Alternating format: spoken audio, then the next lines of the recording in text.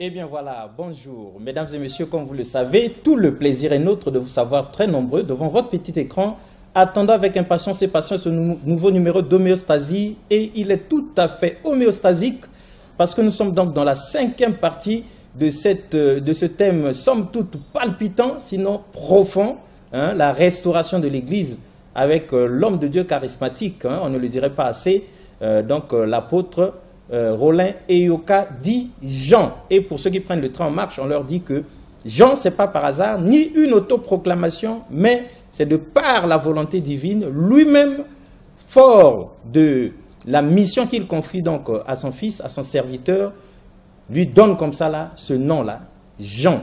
Et la spiritualité de profondeur aimerait creuser un jour en profondeur, parce que ça cache bien des choses.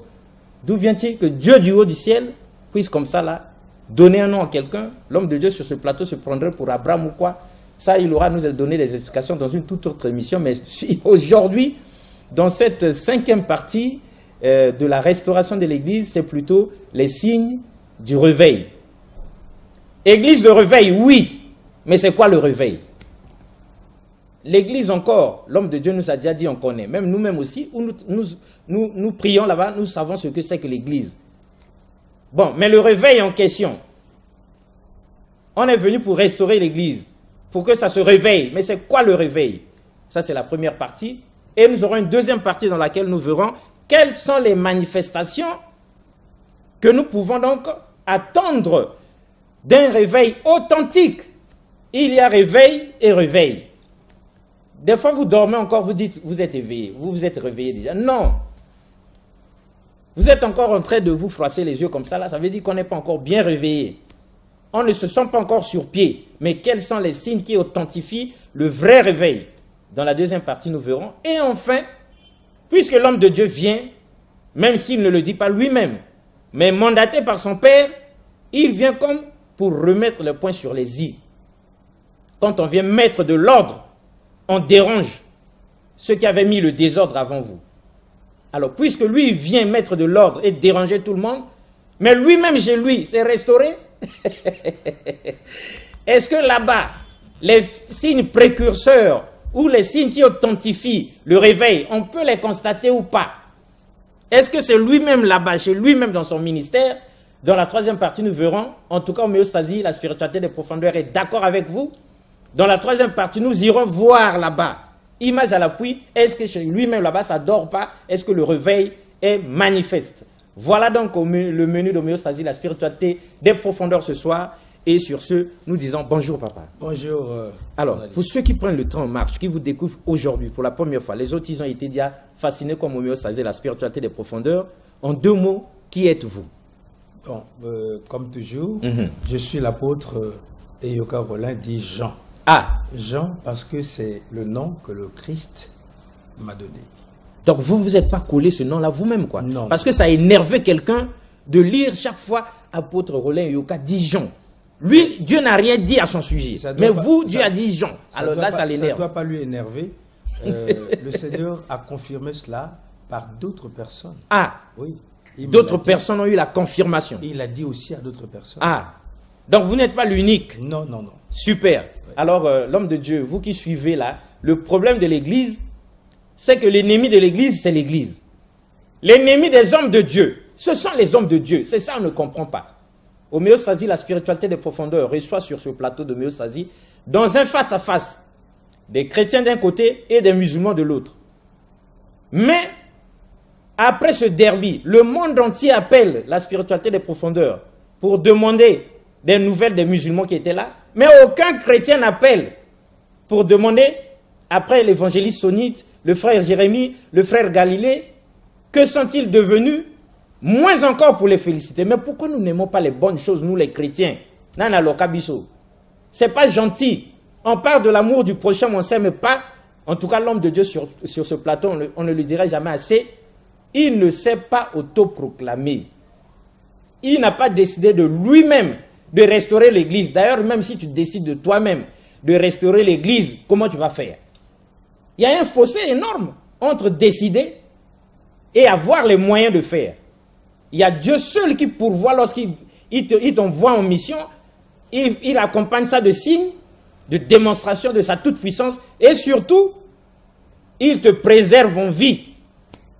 Parce que quelqu'un avait posé la question, souvenez-vous, l'apôtre Yoka qui parle là, Jésus quand il était venu, à moi là qui n'est là qui non. Donc, lui qui vient restaurer là, heureusement que vous ne craignez pas ces menaces là. Non, non, non, c'est des petites choses. Voilà, votre Dieu de toute façon vous a déjà averti. Oui. Voilà, on est dans le sérieux, dans tous les sérieux possibles. Quelqu'un a dit homéostasie, la spiritualité de profondeur. Lorsque l'homme de Dieu viendra là-bas, ne souriez pas. C'est vous qui l'encouragez en souriant. Bon, aujourd'hui, on ne sourit pas. Aujourd'hui, nous faisons comme vous, l'homme de Dieu. Nous voulons que ce soit méthodique, académique, clair, net et précis pour tout le monde. Et surtout pour les hommes de Dieu qui vous suivent, hein, qui sont choqués, on vous le dit solennellement, pour la plupart, l'église, leur église, vous avez dit, il n'y a même pas l'église de X ou Y. Bon, leur précaré, c'est leur business. Donc, du coup, vous comprenez quand même leur émotion. Je comprends. Voilà. Donc, ils m'ont averti, il ne faut pas sourire avec l'homme de Dieu quand il reviendra. Il faut lui poser des questions par rapport à ces trois créneaux-là. C'est quoi le réveil? Et à quelle manifestation pouvons-nous attendre dans un réveil authentique? Est-ce qu'il y a des signes de réveil dans son ministère? Donc, dans la première partie, de manière claire et nette, les signes du réveil, oui. Mais qu'est-ce que le réveil? Bon, c'est vrai, c'est une question pertinente. Je crois qu'avant de parler des signes du réveil, il faut naturellement parler de ce que c'est que le réveil. Évidemment. Le réveil, c'est quoi? Le réveil, c'est un temps de visitation puissante de Dieu. Et je dirais que c'est simplement une manifestation de Dieu. C'est un temps où Dieu se révèle à la fois dans sa sainteté absolue et dans une grande puissance. Le réveil, bon, c'est Dieu qui retranche ses manches. Retrousse, je voulais dire. Retrousse ses manches. Dieu lui-même. Dieu lui-même retrousse ses manches. On aime cette image-là. Il découvre donc le bras de sa sainteté. Le bras de sa sainteté. Et il œuvre avec une puissance extraordinaire au milieu du peuple et au milieu des pécheurs. C'est ça ce que je peux appeler le réveil. Le réveil ne se décrète pas. Le réveil ne s'organise pas. Le réveil, c'est la manifestation de Dieu lui-même. Est-ce une manière de nous dire, l'homme de Dieu, que quelqu'un ne peut pas se réveiller un beau matin et décider de déclencher le réveil? Non, parce qu'on ne peut pas donner des ordres au Seigneur. Mais si... Dieu est souverain. Mais si par souci,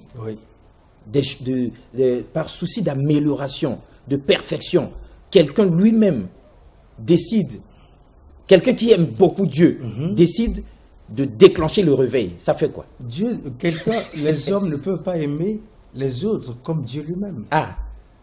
L'amour, c'est Dieu. Dieu est amour. Et c'est lui qui voit ce qu'il doit faire donc parmi le peuple. Et c'est lui qui déclenche le réveil. Donc nul autre n'a le droit, ni ne peut prétendre déclencher le réveil. Il ne peut prétendre déclencher le réveil parce que quand il y a réveil, c'est que Dieu lui-même se manifeste. Et nous, on aime cette image-là. Dieu lui-même retrousse ses manches. Il retrousse ses manches, il découvre de sa sainteté. C'est puissant comme image. Extraordinaire au milieu du peuple et des pécheurs. Mais l'homme de Dieu, quand vous dites des choses comme ça, on a l'impression que en ce net moment, Dieu a décidé de vraiment retrousser ses manches. C'est ce qui se passe. C'est ce que nous voulons révéler aux autres. Super. Que Dieu a décidé de retrousser ses manches et de découvrir le bras de sa sainteté, montrer au monde entier qu'il est Dieu et qu'il est capable, s'il le décide, et de réveiller le peuple. Quelqu'un dit que ça fait beaucoup de décennies, parce que c'est dans les années 80 que le réveil s'est déclenché. Le réveil, entre guillemets, s'est déclenché, mais on n'a jamais vu Dieu retrousser ses manches. Ça sort d'où cette image-là, l'homme de Dieu? D'où ça vient? Il est scandalisé. Bon, en parlant de cela, je crois qu'il faut partir de l'histoire de l'Église. Donc, on vous écoute. Au cours de l'histoire de l'Église, les véritables réveils ont été marqués par des faits insolites. La manifestation puissante de Dieu a toujours été ou la manifestation des phénomènes étranges a toujours été l'une des caractéristiques de l'œuvre de Dieu à chaque temps de bénédiction. Et qu'est-ce qui s'est passé? Et on a vu le Seigneur depuis les réveils, je dirais, de l'Église primitive, en passant par le monachisme à ses débuts, et par les Moraves, et le début du méthodisme jusqu'au réveil pentecôtiste des siècles passés, du 19e siècle. Qu'est-ce qu'on a constaté? On a constaté des faits qui se ressemblent. Donc la conviction du péché, ça veut dire que des hommes qui, après avoir écouté la parole de Dieu, se sont rendus compte qu'ils étaient pécheurs. Ils ont même confessé publiquement ce qu'ils avaient fait. Et lorsque nous lisons l'Écriture, dans Actes 19, à partir du verset 18 jusqu'au verset 20, la Bible nous dit quoi? Que plusieurs de ceux qui avaient cru venaient confesser et déclarer ce qu'ils avaient fait. Et ceux qui avaient pratiqué les arts magiques apportèrent leurs livres de magie. Et ces livres avaient été brûlés devant tout le monde. Et la valeur de ces livres a été estimée à plus de 50 000 pièces d'argent. C'était quand même beaucoup. Énorme. Ça veut dire quoi? Ça veut dire qu'aujourd'hui, quand quelqu'un est sorcier, il pratique l'animisme, la religion animiste ou autre, mais les gens ont honte. L'homme est à l'ego. Et ce n'est pas facile que quelqu'un vienne comme ça dévoiler ce qu'il fait en secret devant tout le monde. Dans le noir, ce qu'il fait dans le noir. Oui, et quand quelqu'un accepte de venir confesser publiquement ce qu'il a fait, ce qu'il fait dans le noir, et ça relève de l'œuvre du Saint-Esprit, de l'œuvre de Dieu. Et c'est ce qui a souvent marqué les réveils, les véritables réveils dans le passé. Il n'y a pas que cela, il y a aussi le fait qu'il y a ce qu'on appelle des conversions en masse. Des conversions en masse. Des gens se convertissent de plus en plus. Nous avons lu ça dans la Bible. Oui, les gens se convertissent de plus en plus. Et qu'est-ce que la Bible dit? Qu'au jour de la Pentecôte, lorsque le bruit eut lieu, et lorsque le vent impétueux était descendu dans la maison où étaient réunis les disciples, alors les gens ont accouru, sont venus. Et Pierre s'est levé avec les 11, et Pierre a commencé à prêcher la parole de Dieu. Et à la fin, 3000 personnes se sont converties, ont accepté Jésus pour la vie comme leur Seigneur et Sauveur personnel. Ils ont été baptisés. Et ça, ce n'est pas facile. Ça, c'est l'œuvre du Saint-Esprit. Les pierres, les autres, c'est des gens qui étaient rejetés par le peuple, par le judaïsme. Évidemment. Mais ce jour-là, avec l'œuvre du Saint-Esprit, les gens ont cru en masse.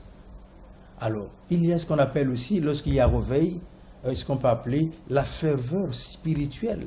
La ferveur spirituelle. Les gens aiment de plus en plus le Seigneur. Ils peuvent quitter leur maison, aller de maison à maison, témoigner Christ à ceux qui ne connaissent pas le Seigneur. Et ça, c'est une force, c'est une énergie qui vient du Saint-Esprit, ça ne vient pas de l'homme lui-même. Bon, il y a ce qu'on peut appeler des expériences puissantes donc, du Saint-Esprit que les gens vivent lorsque le réveil arrive. Dieu se révèle à eux sans énigme. Ils peuvent voir les anges. Ils peuvent connaître des choses que le commun des mortels ne peut pas connaître. Bon, et il y a ce qu'on appelle des dons spirituels qui arrivent à foison. Donc Dieu se révèle au peuple et il y a des dons spirituels qui arrivent, les fruits de l'esprit qui arrivent, les gens qui étaient incapables d'aimer, maintenant sont capables d'aimer. Qu'est-ce que la Bible nous dit? Que les gens étaient qu'une seule âme et un seul cœur. Donc les gens vendaient leur propriété. Ils prenaient l'argent, venaient déposer l'argent aux pieds des apôtres. Et on faisait des distributions. Donc il n'y avait parmi eux aucun indigent. C'est ce que la Bible dit. Donc on faisait des distributions selon le besoin de chacun. Et ça ne peut pas venir du commun des mortels. Ah non. Ça c'est l'œuvre du Saint-Esprit. C'est ce qu'on a vécu. On a vécu dans le premier réveil, le réveil de l'Église primitive. Donc quand l'Esprit arrive, il fortifie le peuple. L'Esprit, quand il arrive, il fait quoi? L'Esprit réveille le monde. Le monde qui ne connaissait pas les choses de Dieu. le monde se rend compte que Dieu existe. Le monde commence à croire à la divinité de Jésus. Et le monde vient et s'abandonne à Dieu. Et ça, ce n'est pas donné à n'importe qui. Pas du tout. Et ça vient du réveil. Oui. L'homme de Dieu, on sait que sur cette question qu'on vous a posée, et ce n'est pas tout, donc, il y a aussi des effets émotionnels, des effets physiques qui arrivent, parce qu'on voit des gens tomber, on voit des gens parler en langue. La Bible dit quoi? Lorsque les gens sont arrivés, ils ont commencé à voir, comment on peut appeler ça, des gens qui étaient là autour parler en leur langue maternelle des merveilles de Dieu. Ils commençaient à dire, mais c'est quoi ça? Ces gens ont bu un vin doux. Qu'est-ce qui se passe? Qu'est-ce qui se passe? Oui. Tant ça a étonné tout le monde. Ça a étonné tout le monde. L'instant d'avant, ces gens-là ne connaissaient pas nos langues. Non. Mais d'où vient-il que ça parle couramment, aisément nos langues à nous, nos propres langues? Ils étaient tous galiléens. Mais comment se fait qu'ils commencent à parler à Dieu en nos langues, à nos langues maternelles, des merveilles de Dieu? On imagine que c'était formidable. Ça, c'est l'œuvre du Saint-Esprit. Imaginez quelqu'un les Congolais qui sont ici et qui ne connaissent pas l'italien, les langues latines, et commencent à parler de Dieu en italien. Et les Italiens les écoutent parler de Dieu en leur langue. Ah oui, ça rapproche bien plus. Et ceux qui ne sont pas français parlent en français des merveilles de Dieu. Et les Français qui sont là écoutent, c'est ce qui s'est passé. Super. Oui. L'homme de Dieu, c'est vrai que dans la réponse que vous avez délivrée, il y a déjà eu une idée de manifestation. On reviendra sur ça pour qu'on mette les points sur les i et pour que, surtout, on regarde, vous qui condamnez l'homme de Dieu, comme quoi, quelqu'un avait même dit, même si c'est vrai ce qu'il dit, est-ce qu'il était obligé de venir dire? C'est compliqué ça. Même si c'est vrai ce qu'il dit, mais est-ce qu'il était obligé de venir dire? Est-ce que c'était le moment? Il ne pouvait pas attendre. Vous avez condamné l'homme de Dieu, mais on fera une étude comparative pour voir s'il a raison ou pas. Quel est l'état de santé de l'église de réveil actuel? Mais on n'est pas là-bas, l'homme de Dieu. Nous, on sait qu'on est avec Madame Ngambe, la sœur Tinun Dembo, qui nous a dit homéostasie, la spiritualité des profondeurs. Il ne faut pas prendre à la légère l'homme de Dieu, Roland Yoka, dit Jean, parce qu'il est vraiment mandaté par Dieu lui-même. Et quand ça vient de la sœur Tinun Dembo, Madame Ngambe, ça nous rassure énormément parce que elle a l'habitude de ne jamais accepter n'importe qui.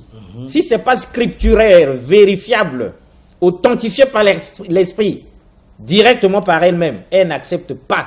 Et quand elle dit ça, homéostasie, la spiritualité de profondeur, donc c'est bon. Alors, mais cela dit, papa, entre la théorie et la pratique, il y a un fossé. La pensée du jour est claire et nette. On reconnaît l'arbre par son fruit, oui. Mais, Vulpian Kenzo, balancez-nous l'homme de Dieu dans une de ses prédications, que nous puissions décrypter l'homme qui nous parle. Parce que la valeur de tout message dépend étroitement de la qualité du messager. Alors, balancez-nous le premier élément que nous avons retenu pour ceux qui nous suivent, pour qu'eux aussi puissent décrypter l'homme de Dieu par eux-mêmes et voir s'il y a les signes du réveil dans sa personne. Parce que quelqu'un très fort en psychologie et en sociologie a dit homéostasie, la spiritualité des profondeurs, tout est parole, même le gestuel. Donc, on va décrypter l'homme de Dieu dans son ministère, dans l'exercice de sa mission, surveiller faits et gestes, et dites à homéostasie, la spiritualité des profondeurs, ce que vous avez entendu et comment vous avez trouvé l'homme. Vulpian Kenzo. Quelle est donc la part de chacun dans cette entreprise? Qu'est-ce que le Seigneur attend de chacun de nous pour qu'il fasse descendre le réveil, pour qu'il agisse en puissance au milieu de nous, de cette génération? Donc, pas les mots, Namosa, les amis, ni les amis pour ça, David, sur ta savant, à mot, la mission, pour pousser lié à qui ça réveille, pour pousser lié à ça, la mouilla, à la génération. Et c'est ici et avant tout une responsabilité individuelle. Donc, Awa, c'est une responsabilité et à moi pour la mission. Donc, au plan individuel, moto a sa responsabilité à lui. Chacun de nous est appelé à mettre la main dans la pâte. Le premier travail à faire au plan individuel pour hâter le réveil est avant tout celui de se préparer activement dans la prière. Beaucoup prier et beaucoup jeûner. Pour réveil il y a. Tous les réveils qui sont arrivés, qui sont venus dans le monde, ont toujours été précédés par la prière. Alléluia. Et là, on a besoin des années à tomber. Donc, moi, on a besoin j'ai le témoignage d'une femme, Madame Kay, en Corée du Sud, à Séoul. Madame Kay, c'est la belle-mère du docteur Cho, David Yogi Cho, qui est la plus grande église en ce moment dans le monde. Pour nous qui avons reçu l'appel du Seigneur, pour le servir dans l'œuvre de la restauration, la responsabilité qui nous incombe est immense. Car cette œuvre va éclairer toute la génération. Et cela doit commencer par nous. Pour la mission d'Aouyo, toujours connu à Bruxelles, la œuvre de la restauration. Responsabilité de la mission des amis en parce que le rôle de la mission des amis était génération non seulement en commençant par la vue de Brazzaville. Ils allaient éclairer et y dans la Cameroun. Mais pour la mission, vous êtes capable de venir, vous allez dans la Cameroun. Il faut que vous allez éclairer. Voilà pourquoi je dis que cela doit commencer par nous. Lorsqu'on était en train de louer, j'ai failli pleurer. Mais là, on commençait un peu à pleurer. Le Seigneur, je vous regarde, ils vont se réveiller quel jour. Ils vont comprendre ces choses quand est-ce qu'ils vont comprendre ces choses. Amen. Alléluia. Tout doit commencer par nous. D'abord par moi qui vous parle, l'apôtre Roland. Et ensuite par ceux qui ont reçu les dons pour le service dans l'œuvre de la restauration. Et finalement, par ceux qui sont les premiers à être enseignés, à être formés pour ouvrir dans l'œuvre de la restauration. Homéostasie, la spiritualité des profondeurs, le voyage guidé dans les mystères de l'esprit et le choc des convictions duquel jaillit la vérité. L'homme de Dieu, nous laissons le soin aux uns et aux autres de dire ce qu'ils ont vu, ce qu'ils ont entendu, tout en vous rappelant, toutes tes paroles, les faits et gestes, la tonalité, la manière de se tenir devant les âmes de Dieu. Quand on est apôtre et qu'on est devant la multitude, est-ce que ce que vous avez vu là, l'homme de Dieu, c'est de l'orgueil que vous avez vu? Est-ce que vous avez vu le voyou du quartier se faire passer pour un apôtre? Ça, c'est vous qui décidez. Alors, l'homme de Dieu, on vient dans le deuxième élément que vous avez déjà abordé, oui. Les signes qui authentifient le réveil. Oui. Alors, vous étiez dans ça, vous avez dit le réveil dans l'église primitive, voilà les composantes, voilà les éléments qui en avaient fait la démonstration, la toute puissante démonstration. Oui. Est-ce que vous pouvez continuer sur la lancée? Et donc, je disais que la manifestation des phénomènes étranges et a toujours caractérisé le réveil, a toujours caractérisé donc le réveil, l'œuvre de Dieu à chaque temps de bénédiction. Alors, qu'est-ce qu'on a vu depuis l'Église primitive? Voilà. En passant, comme je l'ai dit, par le monachisme à ses débuts, et par les Moraves, ça sont les réveils qui sont déroulés au cours de l'histoire de l'Église. Nous sommes nombreux à ignorer tout ça, c'est vous qui maîtrisez, mais on pense que même les hommes d'autres hommes de Dieu comme vous savent de quoi vous parlez. Oui, par les débuts du méthodisme jusqu'au réveil pentecôtiste. Le méthodisme, le pentecôtisme, ça on connaît. Oui, et qu'est-ce qui s'est passé à cette époque? Donc, on voyait la conviction du péché chez ceux qui venaient, ceux qui écoutaient la parole de Dieu. Lorsqu'ils arrivaient, lorsque l'évangile était prêché, et accompagné de la puissance du Saint-Esprit, ces gens-là avaient la conviction qu'ils étaient pécheurs. Et ils se repentaient de leurs péchés. Ils déclaraient publiquement ce qu'ils avaient fait. Et j'ai donné l'exemple que dans Acte 19, à partir du verset 18 au verset 20, les gens qui avaient cru venaient, plusieurs de ceux qui avaient cru venaient confesser et déclarer ce qu'ils avaient fait. Et ceux qui avaient pratiqué les arts magiques apportaient leurs livres. Et ces livres avaient été brûlés devant tout le monde. Et la valeur était estimée à plus de 50 000 pièces d'argent. Et la Bible dit quoi? À la fin, au verset 20, que c'est ainsi que la parole de Dieu croissait en force et en puissance. Alors, et qu'est-ce qu'on voit? Donc, il y avait ça. Donc, il y avait ce qu'on appelait la conviction du péché. Et les gens se convertissaient en masse. Et lorsqu'on regarde ce qui se faisait au temps de l'Église primitive, on dit que Pierre prêchait l'Évangile et lorsqu'il passait, son ombre couvrait, lorsque son ombre couvrait quelqu'un, les démons sortaient, les maladies quittaient le corps, les gens étaient guéris de leurs maladies, les gens quittaient les environs de Jérusalem, les villages, les villes venaient, et ils apportaient les malades sur des couchettes, et tous étaient guéris. Et qu'est-ce que la Bible dit? Et donc, il y avait des miracles, des signes, des prodiges, des miracles qui s'accomplissaient. La Bible dit quoi? Dieu agissait en puissance et d'une manière extraordinaire dans la vie de l'apôtre Paul. Et lorsqu'il était là, donc, comme il n'y avait plus beaucoup de gens, lui seul ne pouvait pas aller imposer les mains sur les malades. Donc, les disciples qui étaient avec lui venaient faire quoi? Ils prenaient des mouchoirs.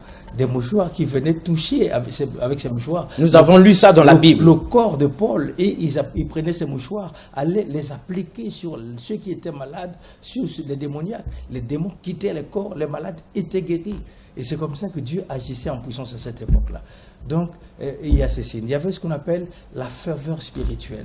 Donc, l'évangile était annoncé. La Bible dit quoi? La parole de Dieu se répandait de plus en plus à Jérusalem. Et même les sacrificateurs, donc les juifs, commençaient à obéir à la foi chrétienne. Ceux qui s'opposaient donc au christianisme à ses débuts. Et ils ont cru. Et ça, c'était la force du Saint-Esprit. Qu'est-ce que la Bible parle d'Étienne?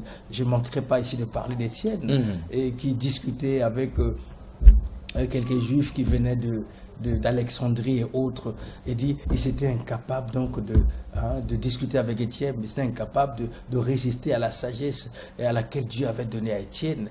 Et ils étaient obligés de dire de l'amener devant le Sanhédrin, dire que cet homme-là parle contre le temple, contre la loi de Moïse, ainsi de suite. Et ils ont essayé de mentir sur lui pour qu'il soit tué. Mais l'évangile a été annoncé. Donc, de plus en plus, la parole de Dieu était répandue sur Jérusalem, et les gens, les sacrificateurs croyaient à la foi chrétienne, et ceux qui venaient étaient de plus en plus nombreux.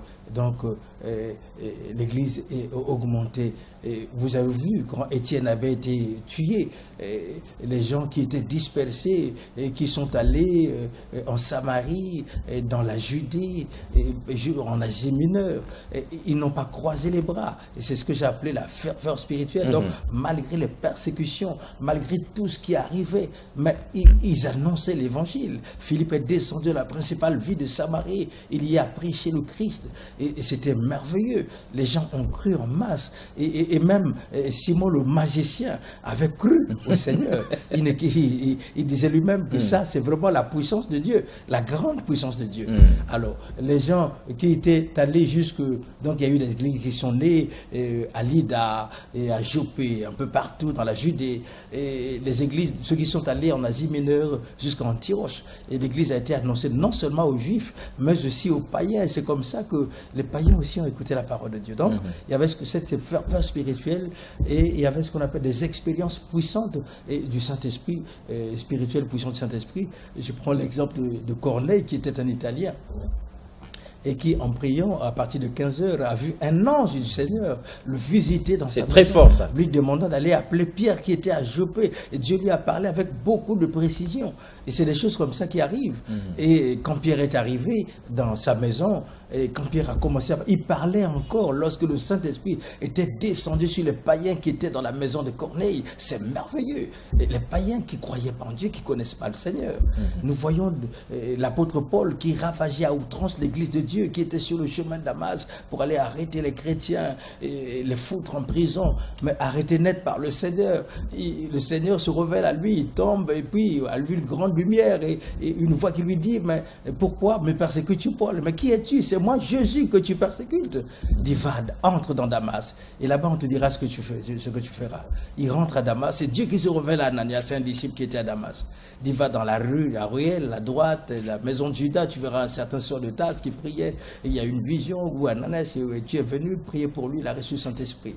Et Ananias dit, mais cet homme, c'est quelqu'un qui a été envoyé par les souverains sacrificateurs pour arrêter et foutre en prison tous ceux qui invoquent ton nom. Et le Seigneur dit, non, Paul, c'est un instrument que j'ai choisi. Et je l'enverrai vers les Juifs et vers les païens et annoncer mon évangile. Et vous voyez ce qui se passait à cette époque-là. Et nous voyons aussi dans d'autres réveils, au temps des réveils pentecôtistes, les gens, et quand les gens écoutaient la parole, quand le Saint-Esprit se déversait sur le peuple, les gens tombaient à plat ventre. Et les gens restaient inanimés pendant le culte et même après le culte. Et c'est des choses comme ça qui se passaient. Et ces gens qui ne connaissent pas le Seigneur témoignaient le Christ, témoignaient que Jésus était vraiment Dieu, que Jésus-Christ était le Fils de Dieu. Et donc, il y a aussi les dons de l'Esprit.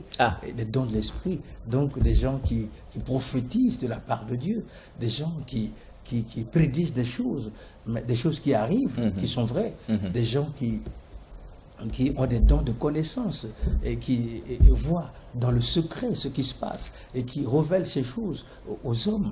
Et c'est des dons comme ça qui arrivaient à l'église, des gens qui recevaient le don de prêcher l'évangile, de témoigner Christ, ainsi de suite. Et les dons étaient nombreux à chaque période de la bénédiction de Dieu. L'homme de Dieu, deux questions. La première, c'est de quelqu'un... Sans oublier les délivrances et autres. Oui. Deux questions. La première, c'est, d'homéostasie, la spiritualité des profondeurs, parce que vous avez dit, entre autres, que à cette époque-là, malgré la persécution, malgré la mort, malgré toutes ces choses-là, mais il y avait toujours cette ferveur-là, on ne baissait pas le bras, on ne lâchait pas tout. Mais nous autres, nous pensions que c'était des insensés parce que accepter la mort à ce stade, à ce niveau-là, accepter les persécutions de cet ordre-là, qu'est-ce qui faisait que ces gens-là continuent avec ce message-là, avec cette foi-là, alors qu'il suffisait de tourner le dos et on est sauvé? Pourquoi ils ont bravé la mort? Pourquoi ils ont tout accepté? C'est quoi? Quel est leur secret, l'homme de Dieu? Le problème, le secret, c'est quoi? Le secret, c'est simple, parce que le réveil, qu'est-ce que le réveil amène? Quand il n'y a pas réveil, les gens dorment. Le réveil, comme l'indique le mot, le réveil vient réveiller les gens de leur sommeil. Et une fois que c'est un vrai réveil, alors ils sont vraiment dopés par le Saint-Esprit. Mais la vie ici-bas, elle est si courte. Ça donne la vision de... On m'a dit que l'ex-président américain, le président Bush, est mort aujourd'hui. À 84 ans, 94 ans d'âge. Mais c'est si peu. Vraiment. Et après la vie... Comparé à l'éternité. Après la vie ici-bas, où est-ce que nous passerons notre éternité? Mais quand le réveil arrive, le réveil ouvre nos yeux, nous montre ce qu'est la vie ici-bas, ce qu'est la vie dans l'éternité. Et les disciples avaient compris que le plus important pour eux était de connaître le Seigneur. Parce que, comme dit l'Écriture, car Dieu a tant aimé le monde qu'il a donné son Fils unique, afin que quiconque croit en lui ne périsse point, mais qu'il ait la vie éternelle. Qu'est-ce que Jésus donne lorsque nous croyons en lui? C'est la grande question. Oui, il est lui-même la vie. Comment je peux expliquer cela? En tout cas, nous avons besoin d'explications. Oui. Alors, lorsque nous recevons Jésus on reçoit Jésus pour la vie, comme Seigneur et Sauveur personnel. Lorsque nous persévérons dans la foi chrétienne, jusqu'à la mort, si la mort nous attrape, bien sûr, qu'est-ce qui se passe? Ce corps-là est enseveli. Mais il y a une espérance. Nous avons en Christ une espérance. Voilà pourquoi on dit que Christ en nous, c'est l'espérance de la vie. Une espérance que n'ont pas les athées et autres. Non, eux, ils n'ont pas cette espérance-là. Pour eux, la vie, c'est ici. Pour les athées, pour ceux qui ne connaissent pas Dieu, les sorciers, autres, la vie, c'est ici. Voilà pourquoi on dit, vivons, mangeons, faisons tout ce que il n'y a que cette vie, il n'y a rien d'autre. Mon frère, après, on va mourir. Oui. Mais nous, chrétiens, nous avons une espérance. C'est que Christ en nous, c'est l'espérance de la gloire. Ça veut dire quoi? Ça veut dire quoi, voilà. Il y a une résurrection en vue. Donc, je vous l'ai dit dans les émissions passées, le Seigneur a dit, je m'en vais vous préparer une place. Et quand je m'en serai allé et que je vous aurai préparé une place, je reviendrai et je vous prendrai avec moi, afin que là où je suis, vous y soyez aussi. Donc, il y a ce qu'on appelle l'enlèvement de l'Église. Ça, c'est la première des choses. Au jour de l'enlèvement de l'Église, qu'est-ce qui va se passer? Jésus viendra dans les airs. Il y aura un son, le son de la trompette, la dernière trompette. Et un cri de commandement se fera entendre depuis le ciel. Tous ceux qui avaient cru en Christ, tous ceux qui sont morts en gardant leur foi en Christ, ces gens-là vont revenir à la vie.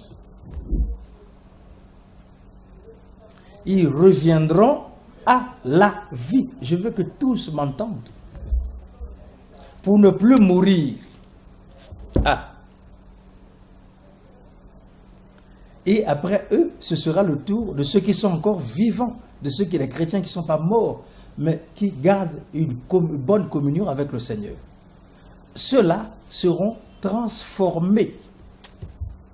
Transformés. La Bible dit en un clin d'œil,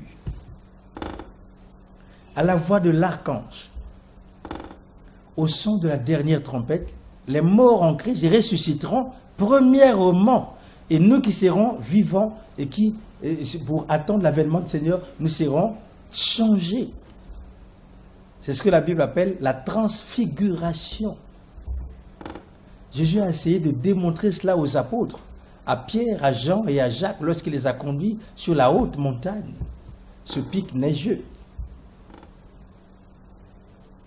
Il dit restez ici, il est monté sur la haute montagne et ils l'ont vu en train de se transfigurer. La Bible dit que ses vêtements devinrent blancs et son visage brillait comme le soleil à midi.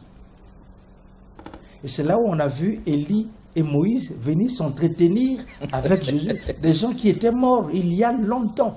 L'homme de Dieu, quelqu'un dit, oui. On vous interrompt parce que le Saint-Esprit est descendu sur vous déjà. Quelqu'un dit, vous commencez à lui faire aimer Jésus. Et là, ça l'étonne. Oui. Qu'est-ce que vous lui répondez, l'homme de Dieu? Oui, c'est normal, c'est mon rôle. C'est mon rôle, je dois lui faire aimer. Vous avez tellement les mots pour dire les choses. Oui. Mais vous nous ouvrez les yeux sur une espérance grandiose. Oui.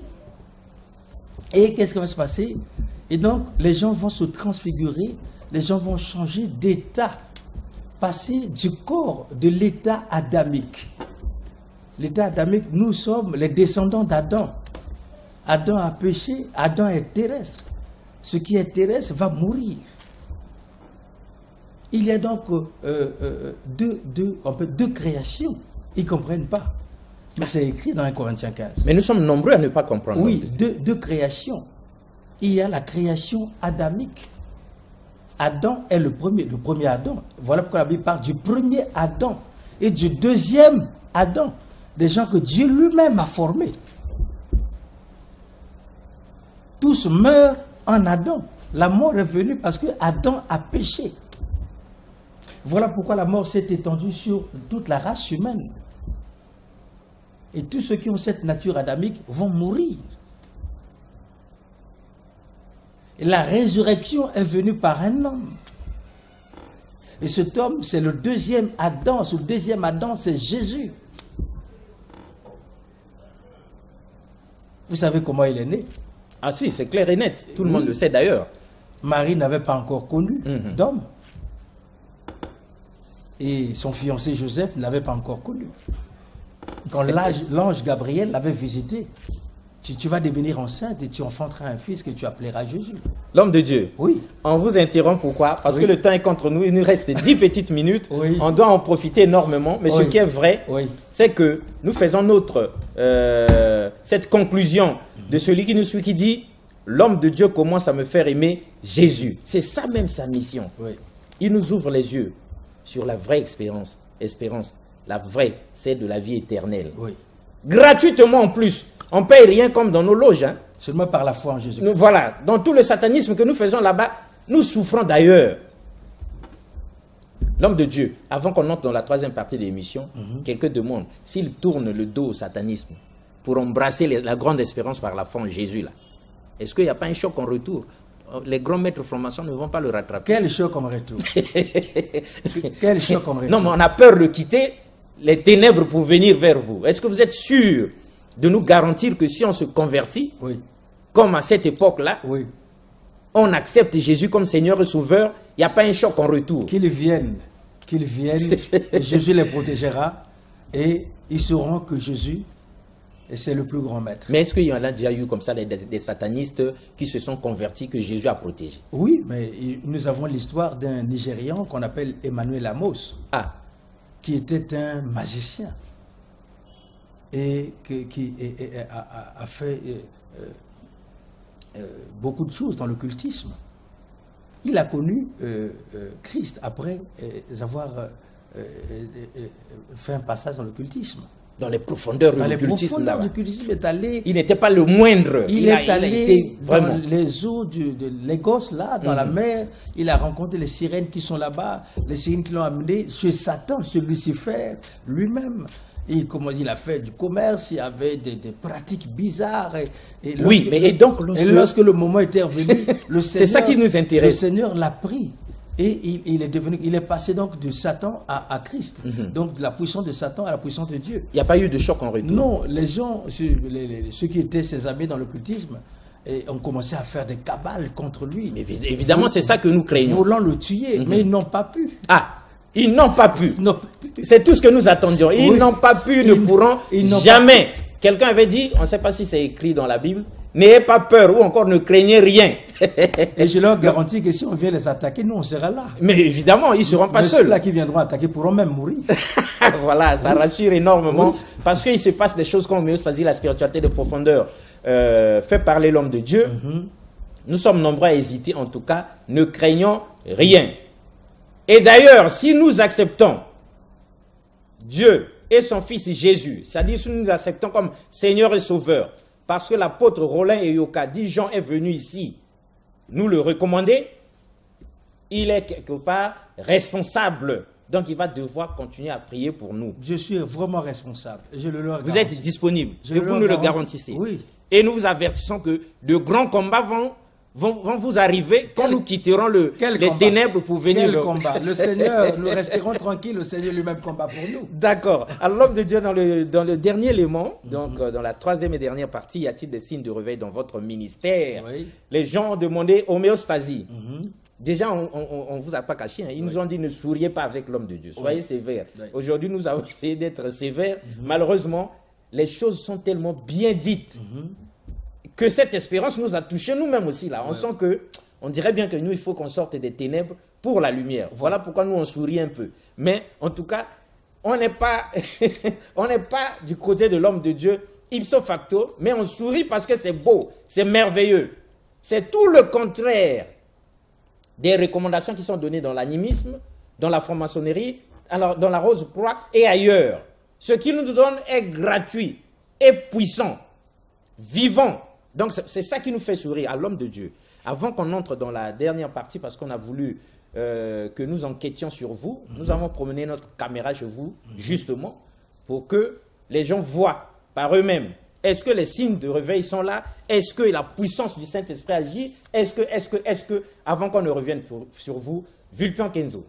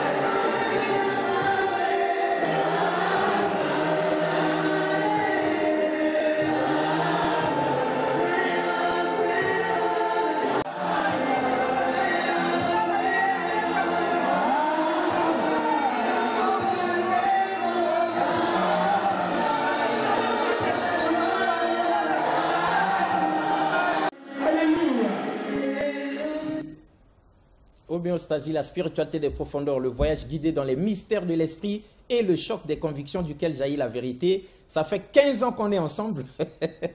2003-2018, ça se fête. Et ce sera donc le 22 septembre, le samedi 22 septembre, à partir de 10h à la préfecture de Brazzaville. Certainement que papa sera là aussi pour honorer. Mais si Dieu le lui permet, parce que nous autres, les satanistes, nous pourrons être à la préfecture de Brazzaville, évidemment. Mais là-bas, n'arrivez pas si vous êtes sataniste et si vous n'êtes pas bien calé. Parce que, justement, les hommes de Dieu, ceux qui ont été avec nous le long de la spiritualité des profondeurs, tout comme tous les autres, hein, peuvent être là avec nous. Nous serons donc avec le prophète Annie Carmel Otombongo, qui est marraine de l'événement. Et sinon, avec le président du peuple, Digne Elvis Okombi Talisson, qui a écrit « Au nom de l'amour » et nous allons décrypter avec les hommes de Dieu sur le plateau, tous les invités de homéostasie, quel est le plus bel exemple d'amour depuis que l'humanité existe. C'est quoi aimer et jusqu'où on peut aller quand on aime quelqu'un ou quelque chose. On va décrypter les grands hommes qui ont brillé par des preuves d'amour à travers l'histoire de l'humanité. En tout cas, je ne suis pas sûr que ce soit Jésus, mais bon, les hommes de Dieu vont dire, l'homme de Dieu, si on vous demandait le plus bel exemple d'amour, c'est Jésus encore. Oui, c'est toujours Jésus. Le don de Dieu pour l'humanité. Le don de Dieu pour l'humanité. Oui. Car Dieu a tant aimé le monde qu'il a donné son Fils. Ok, donc on voit déjà l'homme de Dieu, vous décrypterez le moment venu le 22 décembre avec homéostasie, la spiritualité des profondeurs. On n'oublie pas, avec la permission de l'homme de Dieu, on n'oublie pas de vous dire que samedi 15, nous sommes tous à l'IFC à partir de 18h parce qu'il y a Cœur Santus qui va comme ça là, qui a un concert pour soutenir les enfants malentendants, malades mentaux, entre guillemets. Excusez-nous, on n'a pas le terme exact. Hein. On n'est pas contre les enfants autistes. Ah, là, Dieu nous a aidés.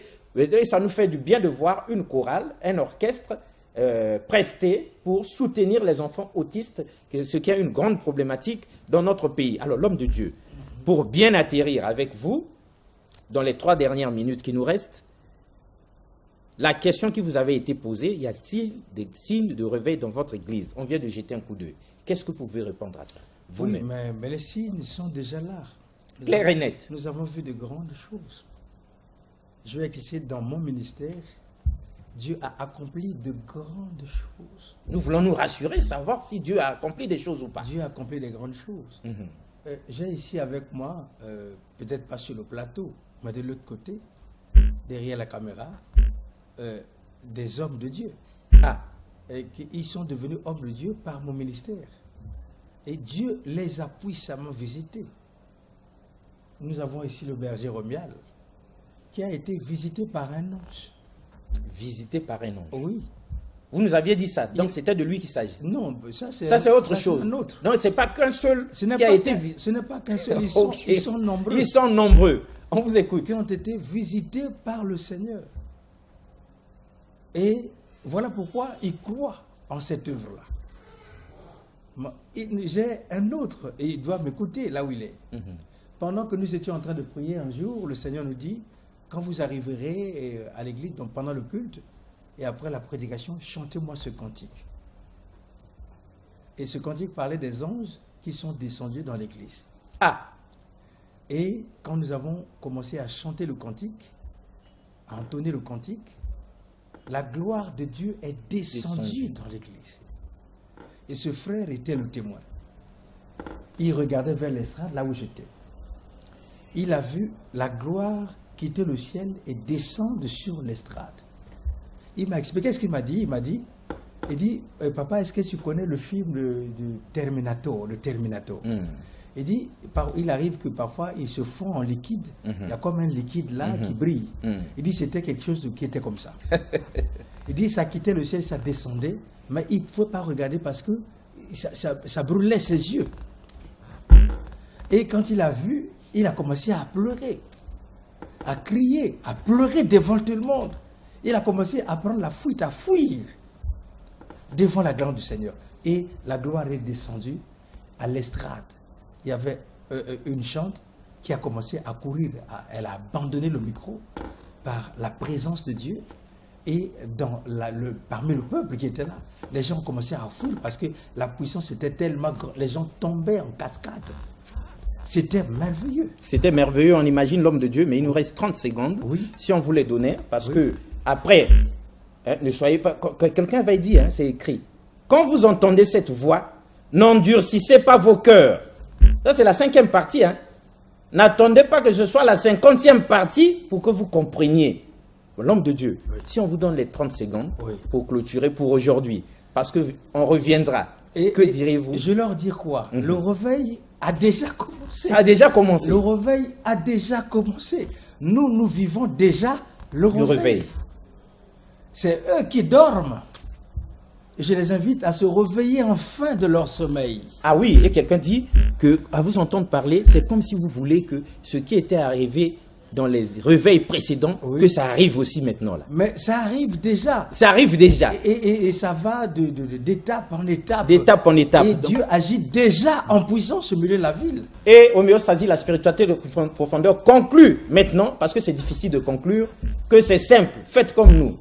66, 68, rue Mbimi, Ngamakosola, arrêt SNE, la rue Mbimi, numéro 66, 68. Engagez-vous. Et vous verrez le grand temple. Nous avons été voir de nos propres yeux.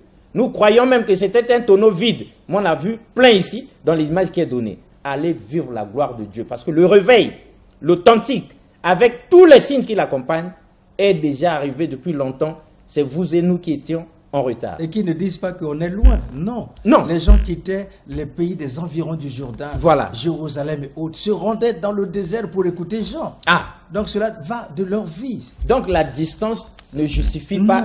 Voilà. Toutes mes félicitations, papa. Merci. En tout cas, nous avons reçu sur ce plateau beaucoup d'hommes de Dieu, mais vous faites parmi ceux qui nous ont vraiment impressionnés. Et sur ce, nous disons, on reconnaît l'arbre par son fruit. Au revoir et à la prochaine. Merci beaucoup une fois de plus.